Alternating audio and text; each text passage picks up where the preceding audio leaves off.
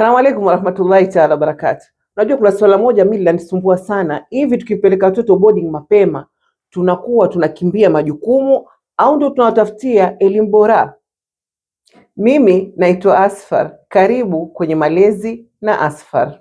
Unajua mimi ni muumini kwamba ili mtoto akue vizuri lazima muwe na mahusiano mema, uwepo wako, yani uwepo katika kila hatua ya mtoto anavyokuwa, umuone. Na tukumbuke kwamba utoto unakuja mara moja tu.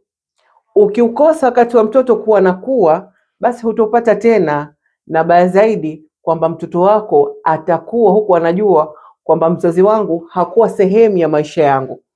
Kwa hiyo uwepo wako haumaanishi chochote. Kwako wewe ni pesa tu, ada ya shule, pesa ya matumizi basi, lakini hakuna yale mahusiano ya ndani zaidi, emotional connection. Sasa naomba hebu nisaidie, kumpeleka mtoto boarding mapema ni kukimbia majukumu au ni kumtafutia mtoto maisha bora? Ningependa kusikia maoni yako, na pia usisahau kunitembelea katika YouTube channel yangu Malezi na Asfar. Asalamu alaikum.